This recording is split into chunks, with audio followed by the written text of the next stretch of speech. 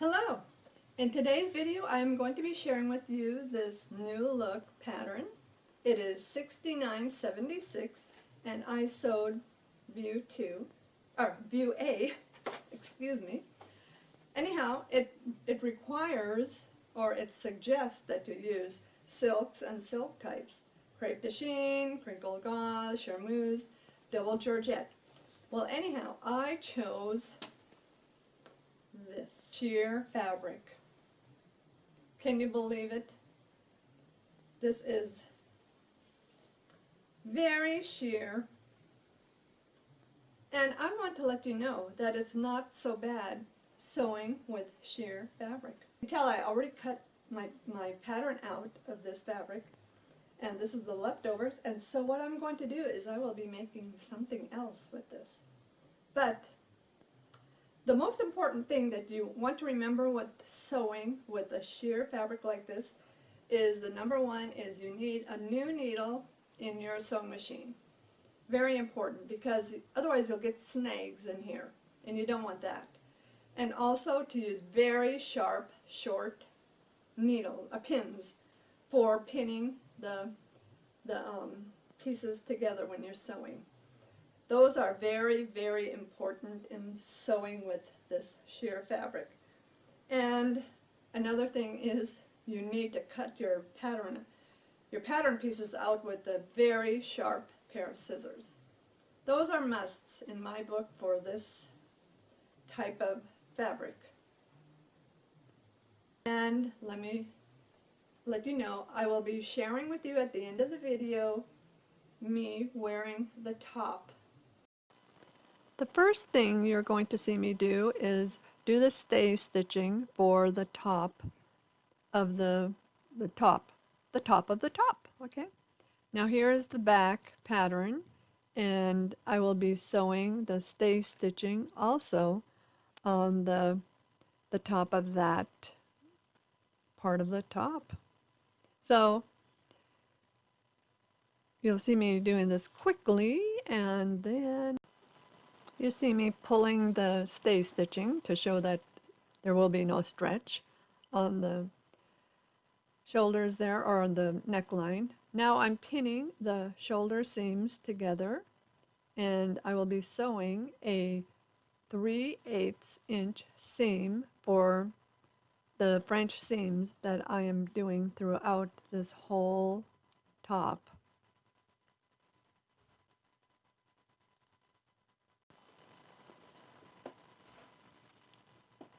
So now I am clipping to 1/8 of an inch from the seam for these French seams that I'm putting on the whole outfit.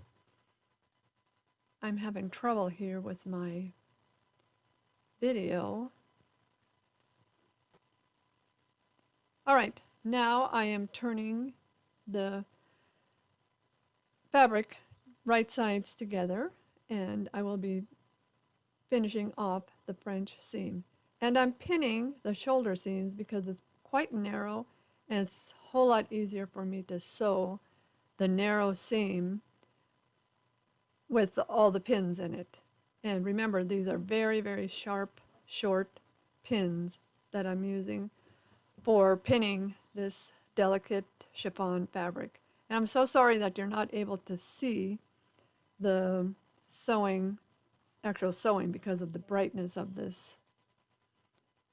Okay, I'm still having trouble here.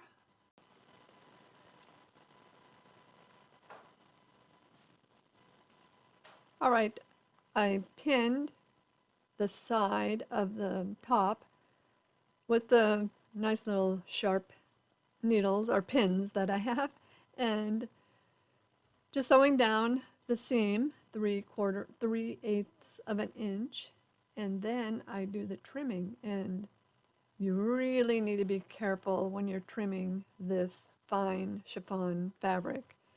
And now I am going to sew the seam down to make the complete French seam.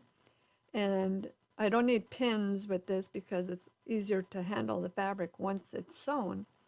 And now the whole side seam is finished, and I'm doing the second side. And doing French seams with this fabric is excellent because you alleviate all the fraying that this fabric does, and you'll be so happy that you did use French seams with this.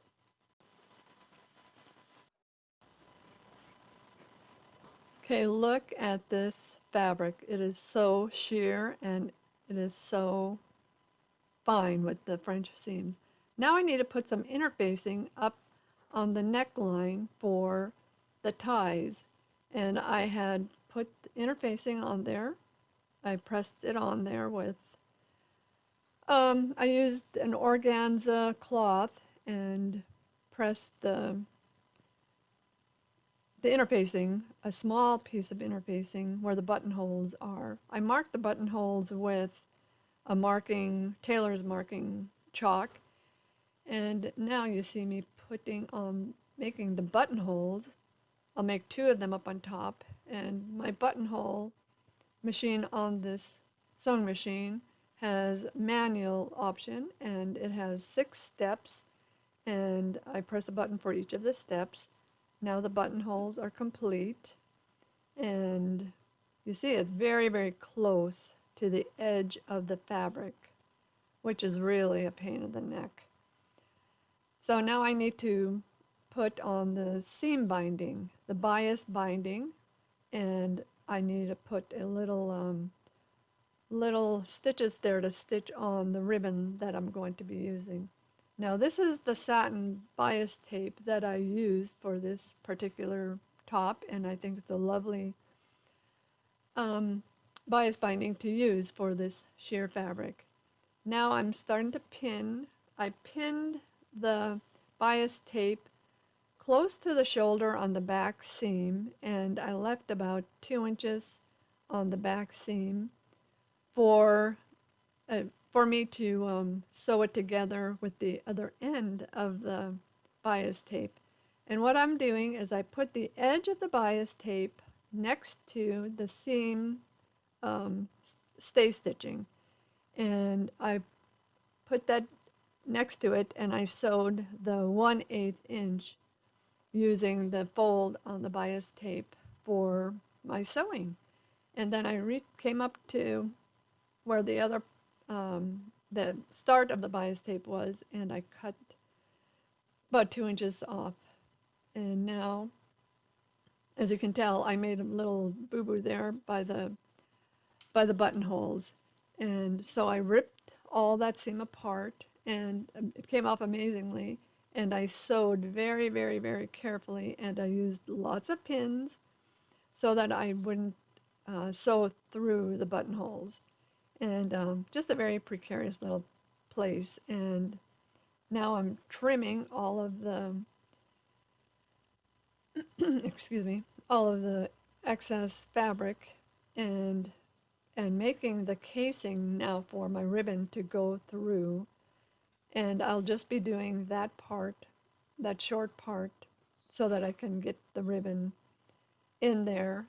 And I just connected the ribbon to a safety pin, a tiny safety pin, and pulled it through, and then I sewed it, tacked it onto the top of into the casing there. And now I'm doing the second one and tacking it also, and there you go. I have the ribbon for the tie in front of the top.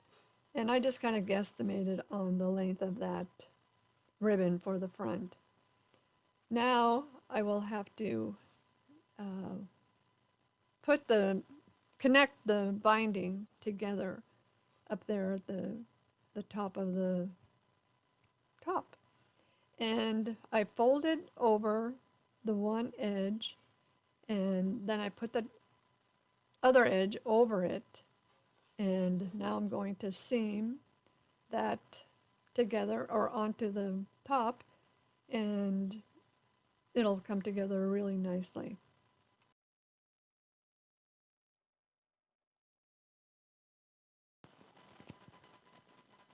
All right, I'm finishing up the let me see, my video here is not cooperating with, okay.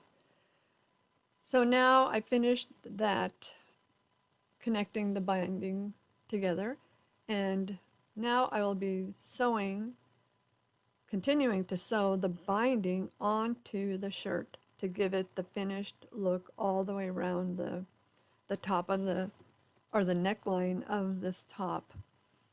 And this will go by quickly, I promise. So there you go. I have all of the binding, bias binding onto the top. It looks lovely. It was perfectly put together. Now for the sleeves. As you can tell, I marked the spots for and put in the buttonholes for the sleeves. And now I'm cutting a hole in the buttonholes. You can tell I put a little piece of interfacing in there.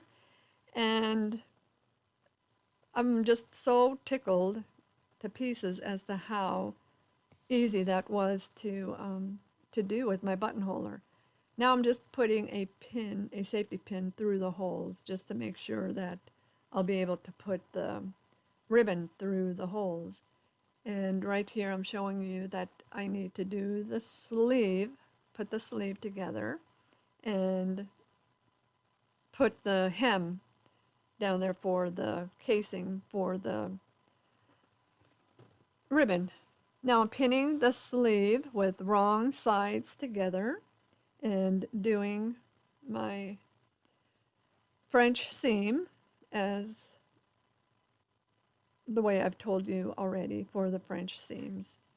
Be very careful when clipping the excess fabric off for your French seams. Could be a little scary. And with the fast motion here, faster speed, it looks like I can do it really quickly, but in all reality, it wasn't very quickly. Now for the sleeve, making the sleeve hem, it's, as you can tell, I'm kind of fiddling around there and trying to decide what I'm going to do. I went ahead and I put in a 1/4 of an inch seam or stitching all the way around the sleeve, the hem, and that way I can turn over the fabric easier. Hold on.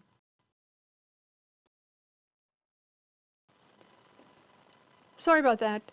Anyhow, so I folded it over. It's pretty easy to do that, and I pinned all the way around the sleeve, and what a pain that was because the pins just kept wanting to fall off of there as I turned the fabric around. Excuse me. But see, it worked out really well. I'm so pleased with it. Now I'm turning it, oh, I'm measuring the ribbon to string through the casing. And I used the pattern piece to measure that just so that I could have enough.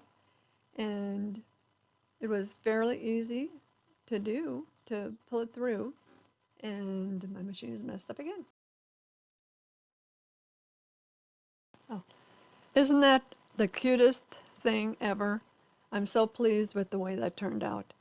Now I am taking the shoulder seam, the top of the shoulder seam, and I'm putting in a basting stitch around this shoulder seam and doing the little gathering.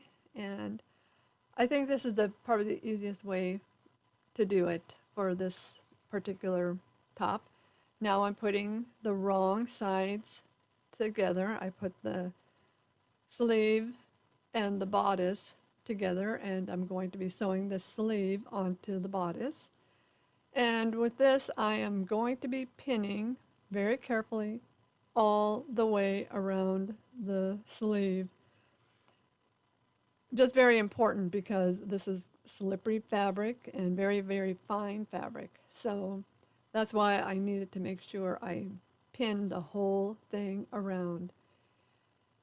And remember, I'm using the very, very fine, short, sharp pins. Now I'm sewing the wrong sides to the wrong side for the first part of the French seam that I'm doing on all of my seams. And now I'm doing the trimming, and then I will be turning it right sides together to do the final stitch on the sleeve. And I am just thrilled to pieces that I put the French seams on this top.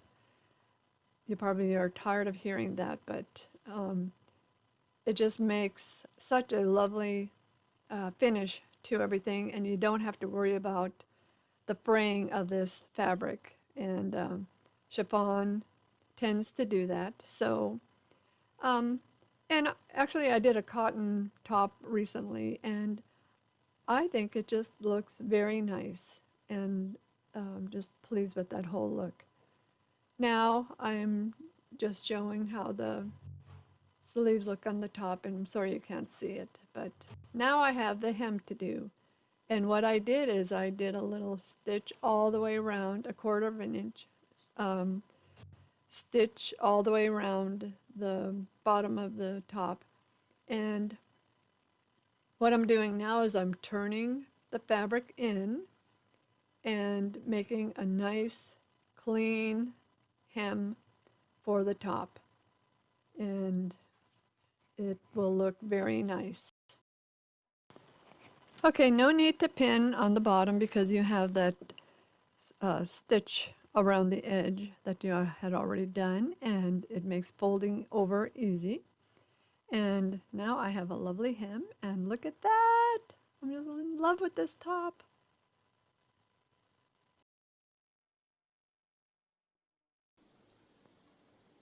Here's the neckline all finished. Here are the sleeves. Here are all the French seams in the top. Everything is enclosed in French seams.